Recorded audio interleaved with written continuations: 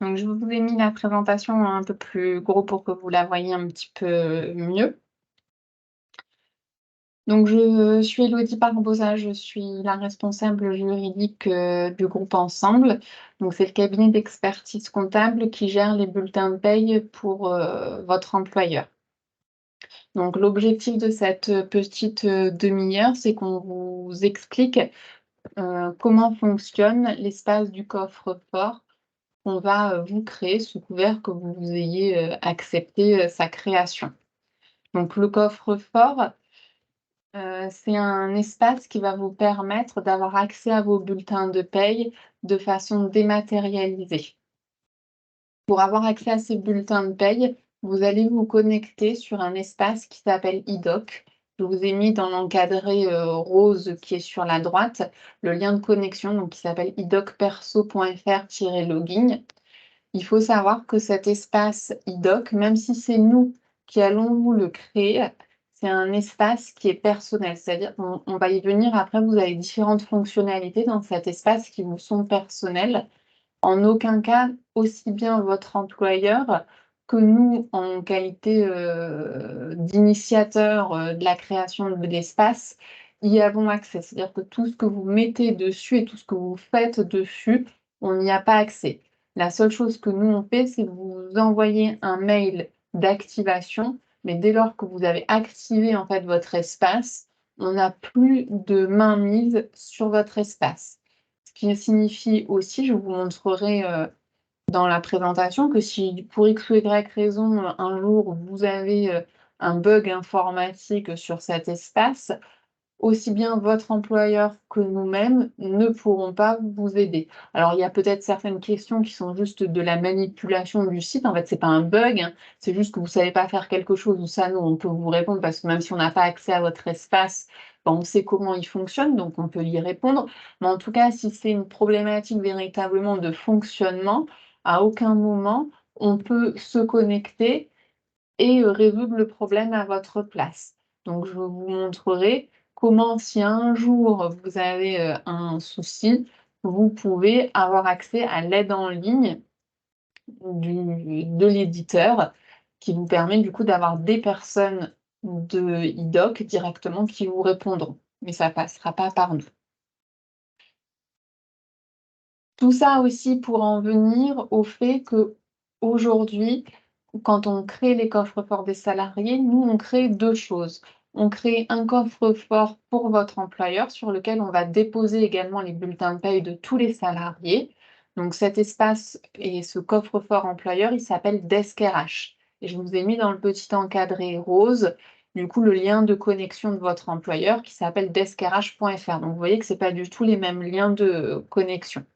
Donc ça, c'est l'espace de votre employeur qui lui permet d'avoir accès à tous les bulletins de paye de ses salariés qu'on va déposer dessus. Et à côté de ça, vous avez du coup l'espace iDoc, qui est un espace qui vous est personnel, avec un lien de connexion différent, où là, vous allez retrouver que ce qui vous concerne, vous, qu'on aura mis dedans, et voir d'autres choses si vous l'avez enrichi.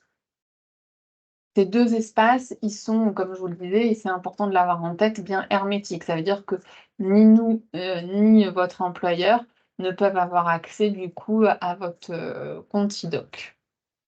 Si jamais, parce qu'on peut avoir des fois des salariés qui ont un peu une double casquette. Par exemple, je suis directeur administratif d'une société, bah, je peux avoir mon espace iDoc à titre personnel pour avoir accès à mes bulletins de paye, moi, en tant que salarié, mais en tant que directeur administratif de la société, bah, je peux avoir besoin, d'avoir accès à tous les bulletins de paye des salariés.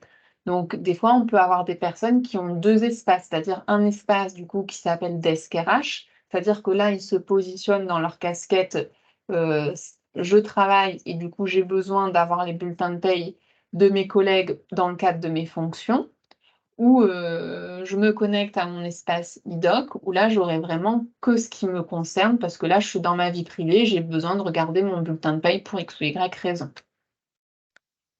Sur cet espace iDoc, du coup, qu'est-ce que vous avez? Vous avez les bulletins de paye qu'on va vous mettre dessus. Ça, c'est la première chose. Il faut savoir qu'à chaque fois qu'on vous met un bulletin de paye dessus, vous recevez obligatoirement une notification sur la boîte mail que vous avez paramétrée sur votre compte pour venir vous dire que vous avez un nouveau document qui a été mis dedans et que vous pouvez vous connecter pour y avoir accès. Vous n'avez pas l'obligation tous les jours en fin de mois de vous connecter pour savoir est-ce que votre bulletin de paie a été mis, dedans ou pas. D'office, vous saurez quand c'est fait puisque vous recevrez cette notification. Cet espace, il vous permet aussi de partager des documents avec des tiers. L'exemple qu'on donne fréquemment, c'est celui du banquier. C'est-à-dire que quand vous faites un prêt bancaire, souvent, on vous demande vos 3 derniers bulletins de paye. Et ben, avec cet espace, vous pourriez venir remplir l'email de votre conseiller bancaire, la durée pendant laquelle vous souhaitez qu'il puisse accéder à vos 3 derniers bulletins de paye. Vous dites que vous voulez bien qu'il accède à vos 3 derniers bulletins de paye et pas à tout ce qu'il y a dans votre coffre-fort. Et du coup, ça lui permet d'avoir accès à vos documents, sur l'espace. Vous avez ce qu'on appelle un espace collecteur qui vous permet de faire le lien avec d'autres sites internet et du coup de recevoir les choses qui sont mises sur ces sites internet également dans votre coffre-fort. Par exemple, sur le site des impôts, quand vous vous connectez avec votre espace, mon compte, je crois que ça s'appelle mon compte impôt, .gouv. Tu vois, quand vous vous connectez dessus, vous avez un onglet qui s'appelle Documents et puis après quand vous allez dessus, c'est reclassé par année. Bah, du coup, tous ces documents, si vous avez fait le lien, à partir du moment où vous avez fait le lien, tous ces documents remonteront également sur votre espace, personnel iDoc.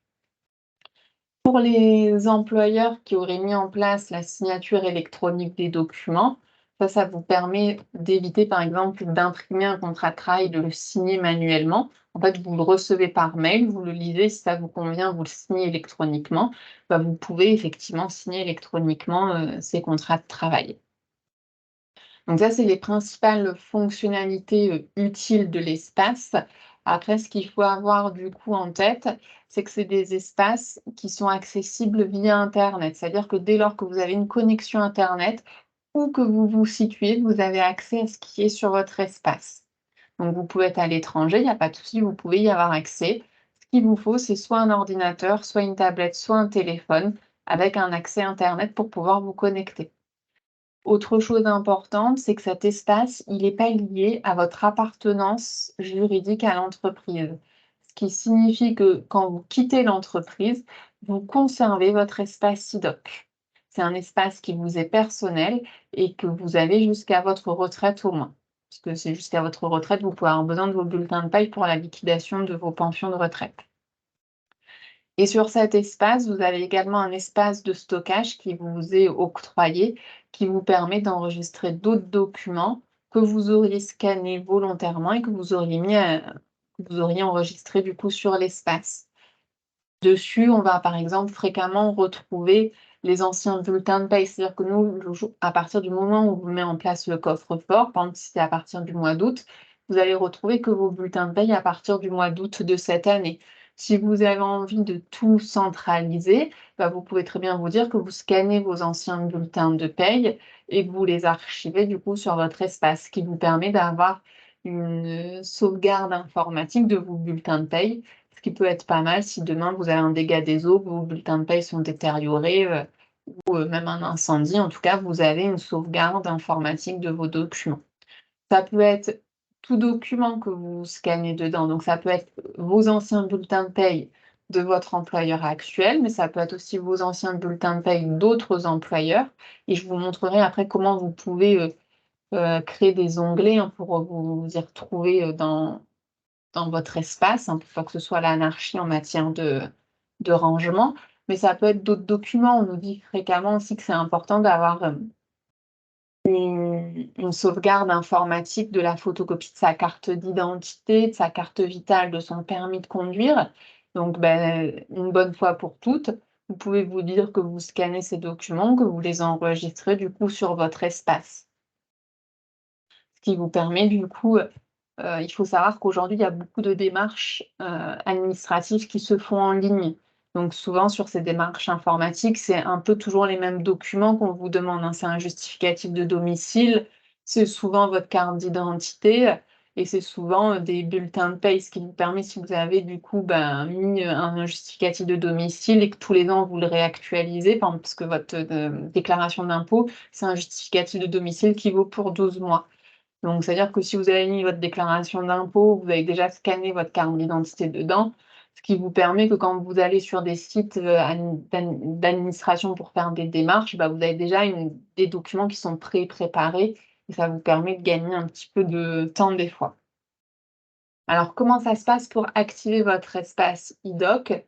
Vous allez recevoir du coup un email. Alors cet email, vous allez pouvoir le recevoir soit sur un mail professionnel si votre employeur avait des mails professionnels pour tous les salariés, c'est ces mails-là qu'il nous a communiqués, soit sur un mail personnel s'il n'avait pas forcément d'email professionnel pour tout le monde et que du coup il a collecté auprès de vous des emails personnels. En tout cas, sur un mail qu'on nous aura donné, nous, on va envoyer un email d'activation. Donc, la première étape, c'est de cliquer sur le lien d'activation que vous avez dans cet email et ça va du coup vous ouvrir cette fenêtre où on vous demande est-ce que vous avez plus de 15 ans, est-ce que vous acceptez les conditions générales d'utilisation du site. Bon, là, forcément, il faut valider les infos parce que sinon, vous ne pourrez pas aller sur la suite de la validation de votre espace. Une fois que vous avez fait ça, on vous demande votre nom, votre prénom et un code d'activation. Ce code d'activation, vous allez le retrouver dans le mail que vous avez reçu. Donc, vous le lisez bien, vous faites un copier-coller, il faut le renoter. Idéalement, mais c'est pas grave si vous le faites pas, cet email d'activation, c'est sympa de le garder parce que ce code d'activation, on verra potentiellement, il peut vous resservir, dans un cas. Mais si vous l'avez perdu, c'est pas grave, vous inquiétez pas non plus. En tout cas, si vous êtes super bon en classement, vous pouvez, le garder, c'est d'autant mieux. Donc une fois que vous avez fait ça, il va vous demander du coup de confirmer votre nom, votre prénom, votre date de naissance. Donc tout ça, vous vérifiez, vous validez. Et vous arrivez ensuite à une étape où on vous demande un email, un numéro de téléphone. C'est à ce moment-là où il faut faire attention. Parce que si on a créé on vous a envoyé l'email d'activation avec un email professionnel, ça ne veut pas forcément dire que votre compte va être lié à cet email professionnel. C'est seulement le moyen pour que vous receviez la procédure et le mail de demande d'activation. Par contre, à cette étape-là, vous allez venir dire à quel mail vous souhaitez rattacher du coup votre coffre-fort. Donc, en règle générale, la logique veut qu'on rattache son coffre-fort à un email personnel, puisque comme je vous le disais, du coup, les coffres-forts sont des coffres qui sont personnels, donc qui ont vocation à subsister même après votre départ d'une entreprise. Donc l'objectif, c'est que vous ayez accès à ce mail ad vitam aeternam. Dans tous les cas, pour les salariés qui auraient qu'un email professionnel, c'est-à-dire qu'ils n'ont pas créé d'email personnel, parce qu'ils n'ont pas envie d'avoir plusieurs boîtes mail, c'est pas grave, là, ils mettent leur mail professionnel et je vous montrerai après comment on peut faire évoluer ce mail au cours de la vie du coffre-fort. Mais en tout cas, voilà, là, cet endroit-là et le mail que vous allez rentrer, c'est le mail qui va vous servir à lier du coup votre coffre-fort. Et du coup, on vous demande de choisir après un mot de passe. On y viendra aussi, après. Vous pourrez à un moment donné venir dire que vous voulez activer la connexion avec France Connect. Ça signifie qu'à vos prochaines connexions, soit vous saisirez ce mot de passe que vous avez renseigné, soit si vous connaissez par exemple par cœur votre mot de passe et votre identifiant du compte Amélie, vous pourrez demander à vous connecter avec vos identifiants Amélie puisque vous les connaissez par cœur et vous les préférez. Une fois que vous avez fait ça, vous avez fini la validation de votre espace. Donc les prochaines fois où vous vous connecterez, c'est vraiment en qualité d'utilisateur. Donc vous irez sur le premier lien que je vous ai noté, hein. Là, il s'appellera plus ActiveX, mais il s'appellera à la fin Login et vous arriverez sur une page où on vous demande connectez-vous à votre e-doc perso et on vous propose soit de vous identifier avec France Connect si vous avez dit que vous vouliez l'activer, soit si vous ne l'avez pas activé, avec votre email que vous avez renseigné et votre mot de passe que vous avez renseigné. Donc là, c'est pareil, si demain vous avez oublié le mot de passe, c'est ce que je vous disais, ça fait partie des choses que nous, on ne peut pas résoudre. On ne peut pas vous régénérer un mot de passe, puisque c'est ce que je vous disais, aussi bien l'employeur que nous ne pouvons pas avoir accès à votre coffre-fort personnel. Donc là, si vous êtes sur mot de passe oublié, enfin, si vous avez oublié votre mot de passe, vous cliquez sur mot de passe oublié. Grâce à la fameuse question secrète que vous aviez complétée, ça peut vous permettre de régénérer un mot de passe, temporaire pour vous connecter.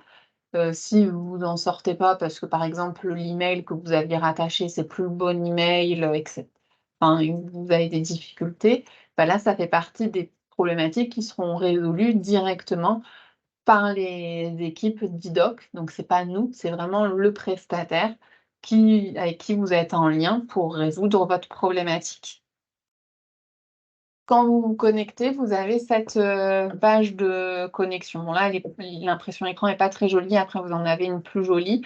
Mais ce qui est important de retenir, c'est que sur le volet gauche, en orange, c'est le petit menu qui va vous permettre de passer sur vos différents options. Et sur la partie blanche, vous avez une petite page, synthétique des éléments, en cours. Si je vous la mets en plus grand, ça donne ça. On voit que sur ce monsieur Jean Muscat, j'ai 0 document non lu, c'est-à-dire qu'il a lu tout ce qui a été mis sur son coffre-fort. Il a scanné et archivé, des documents à hauteur de 4,45 sur 10, espaces de stockage. 0 partage actif, ça veut dire que du coup, il a partagé aucun de ses documents avec des tiers, en tout cas à l'heure actuelle.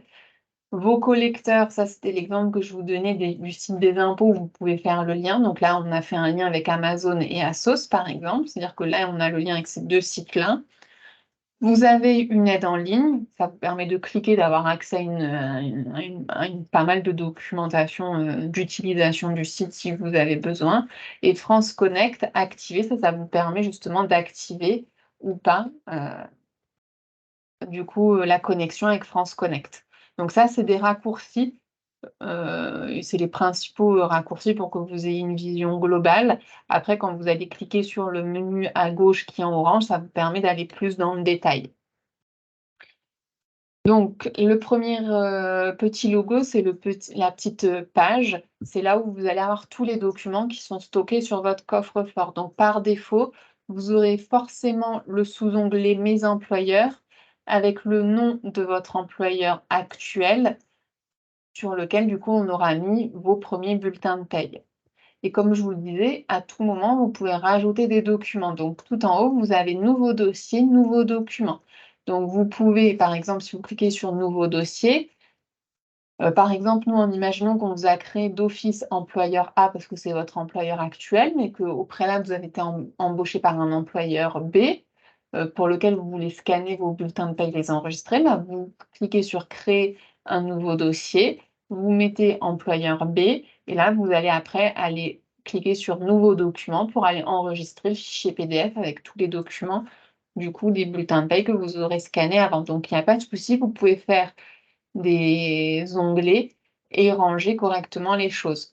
Donc là, je suis sur des onglets dans mon espace Mes employeurs, mais c'est au même titre que je peux créer d'autres, catégories. Là, par exemple, on vous a créé des catégories administratives, banque, courses, e-commerce, famille, lettres, maison, mes dossiers. Enfin, vous en créez autant que vous souhaitez, hein, il n'y a pas de souci. Et là, du coup, pour ajouter une catégorie, c'est pas nouveau dossier, nouveau document, mais c'est, dans le volet gris, en dessous de vos documents, vous faites ajouter une catégorie. Donc aussi bien au niveau des catégories qu'une fois que vous êtes dans une catégorie, vous pouvez créer des dossiers pour classer correctement les choses. Donc ça vous illustre ce que je vous disais. Juste en dessous la petite feuille, vous avez quelque chose qui ressemble à un genre de triangle non fini. Ça, c'est pour paramétrer les partages que vous voulez faire de documents. C'était l'exemple que je vous donnais du banquier pour votre prêt. Donc quand vous allez dessus, on vous demande un email avec la personne avec laquelle vous voulez, partager les documents. On vous demande de sélectionner la durée pendant laquelle vous voulez qu'il ait accès aux documents. Donc là, on a modifié le curseur pour être à 7 jours. Vous voyez, ça s'est mis à côté de durée de partage 7 jours. Si j'augmente le curseur vers la droite, ma durée de partage, elle augmente. À l'inverse, si je la passe sur la gauche, elle va baisser. Et dans Documents partagés, vous avez un petit plus, vous cliquez sur le petit plus et là, après, vous allez sélectionner les documents que vous voulez partager. Pour valider l'opération, vous cliquez bien sur Finaliser le partage. Dans tous les cas, si vous voulez être sûr de bien avoir fait la petite manip, si je reviens en arrière, dans votre page de connexion, il suffit de regarder dans le petit onglet Partage actif. S'il est passé à un partage actif, ça veut dire que ça a bien fonctionné, que votre conseiller bancaire a bien reçu l'email qui lui permet d'accéder aux documents que vous lui avez mis à disposition. Si c'est toujours à 0, c'est que vous avez fait une erreur de manipulation, ça n'a pas été pris en compte.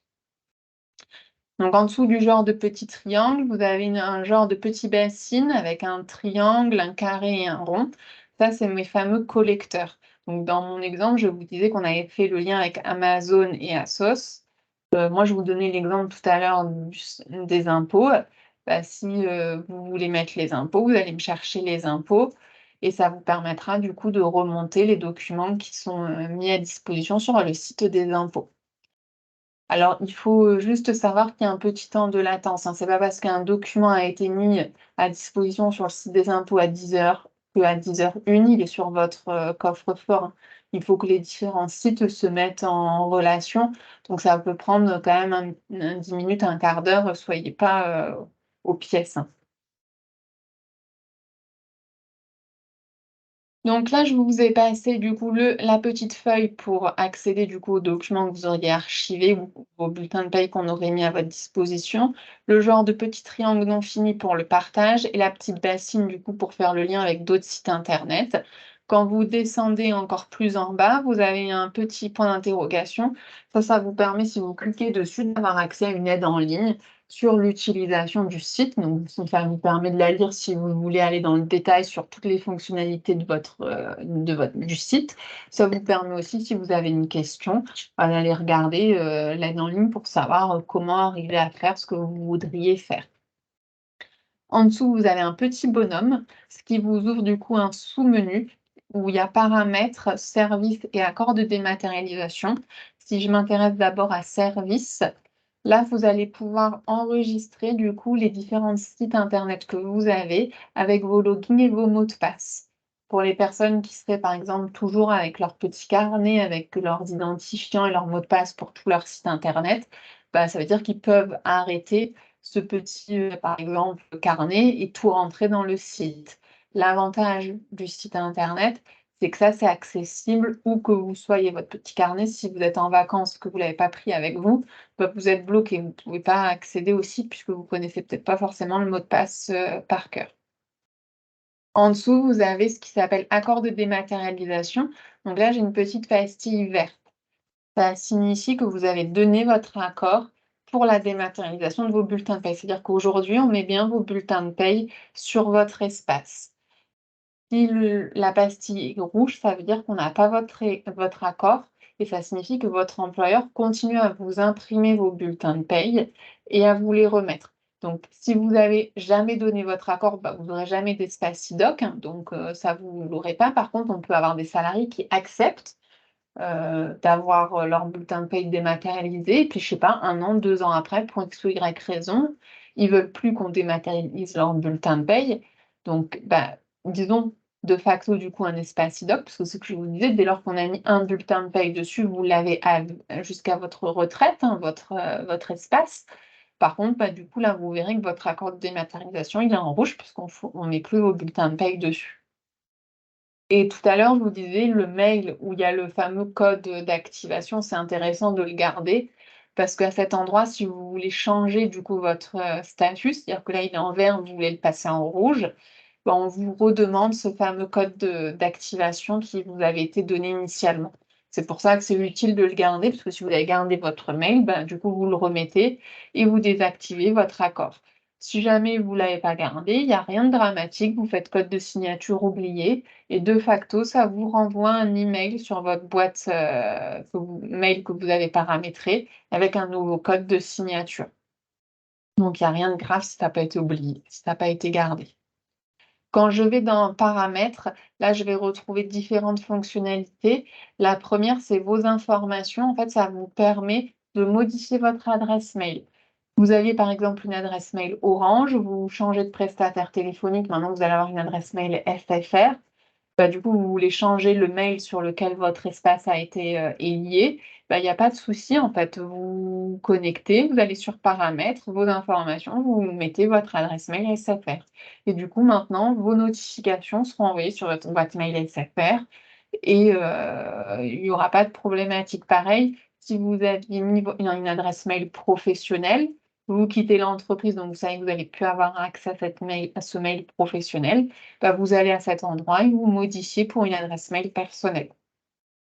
Vous pouvez en dessous changer votre mot de passe et vous pouvez, c'est ce que je vous disais, activer l'identification avec France Connect. C'est pas parce que vous l'avez activé que vous pourrez plus vous connecter avec votre mot de passe spécifique iDoc, hein. Même si vous l'activez, c'est une option qui vous est offerte.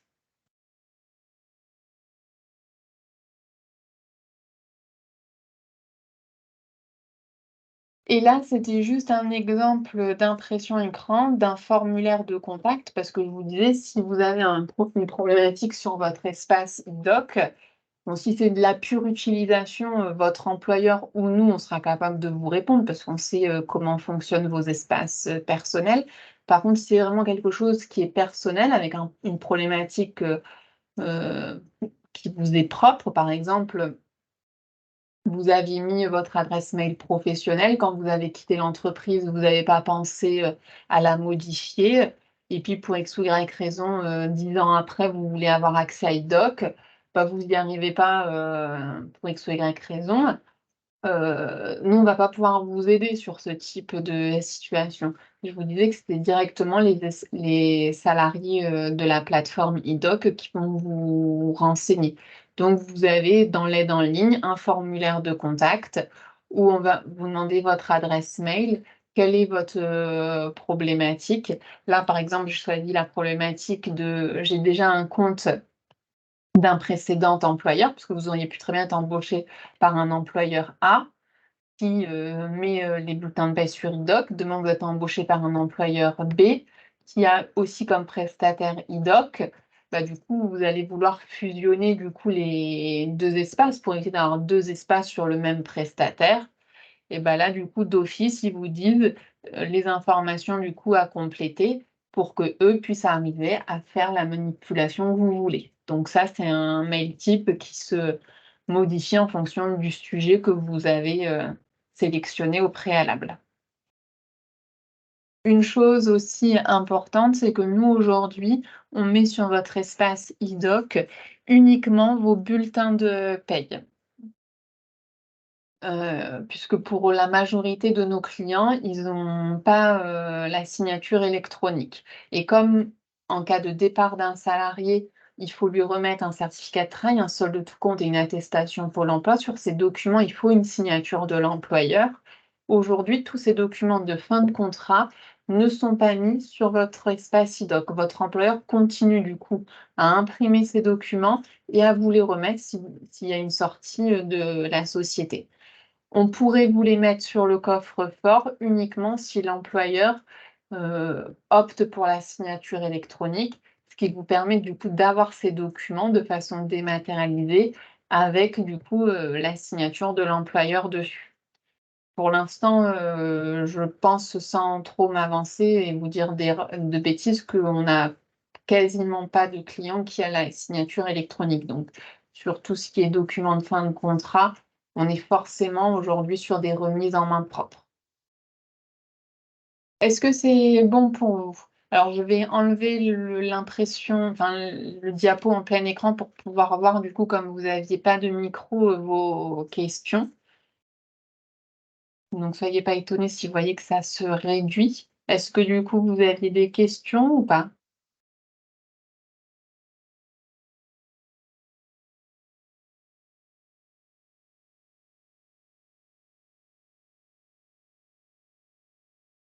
C'était clair ce que je vous ai expliqué?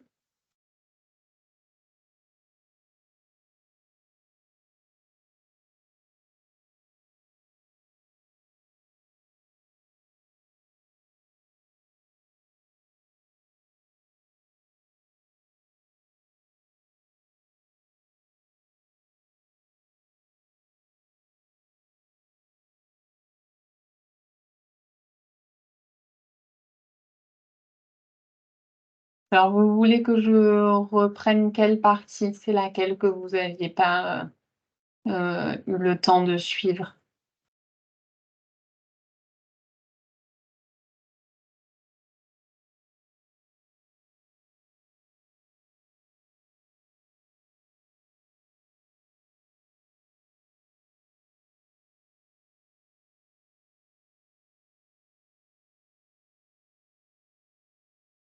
Alors, ce que je vous disais à la fin de la présentation, c'était les documents de fin de contrat.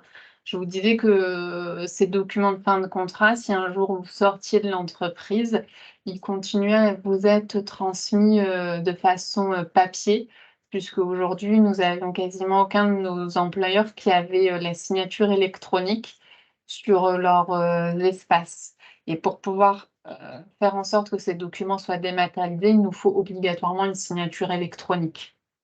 Donc c'était juste pour pas que vous soyez étonnés si un jour, vous sortez ou un de vos collègues part de l'entreprise, il faut pas être étonné s'il retrouve pas du coup ces documents de fin de contrat sur son coffre-fort. Vous aurez que le bulletin de paye dessus. Votre certificat de travail, votre solde de tout compte ou votre attestation Pôle emploi, ils continueront du coup à vous être transmis manuellement. Vous aviez d'autres, questions?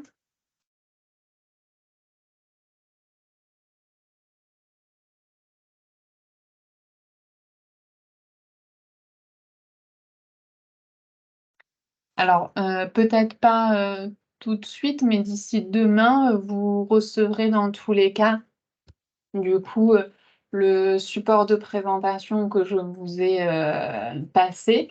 Je vous enverrai également le lien pour avoir accès au replay de tout ce que, on vient de voir ensemble. Comme ça, si jamais vous avez besoin de réécouter qu'une seule, partie, bah, vous pouvez le faire, bien évidemment.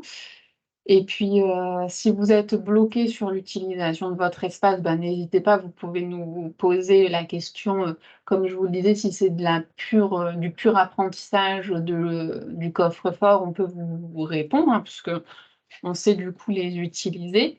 Après, par contre, si jamais un jour vous avez vraiment une problématique technique, là, on vous renverra, du coup, sur les équipes d'IDOC qui, du coup, pourront, prendre la main et résoudre, vos problématiques techniques.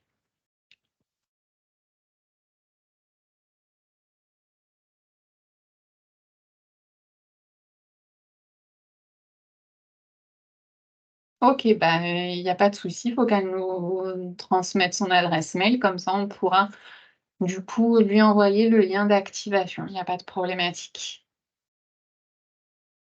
Dans tous les cas, il faut savoir qu'on n'a pas d'impératif sur les mises en place. C'est-à-dire que quand on met en place le coffre-fort, on peut très bien avoir à la mise en place, par exemple, qu'un seul salarié qui accepte sa mise en place et du coup créer l'espace que du salarié, par exemple, que du premier salarié au mois d'août. Et puis si on a un autre salarié qui donne son accord que 3 mois après, dans 3 mois, créer l'espace du deuxième salarié. Heu, c'est pas, bloquant, donc il y a pas de souci. Il faut, c'est nous dire quand le salarié souhaite sa mise en place et nous donner le mail pour qu'on lui envoie le mail d'activation.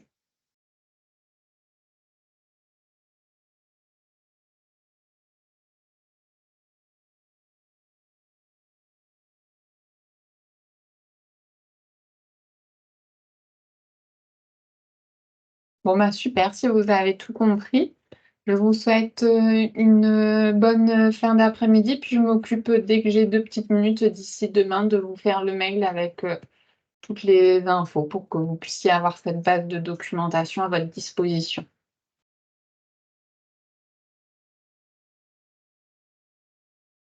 Au revoir.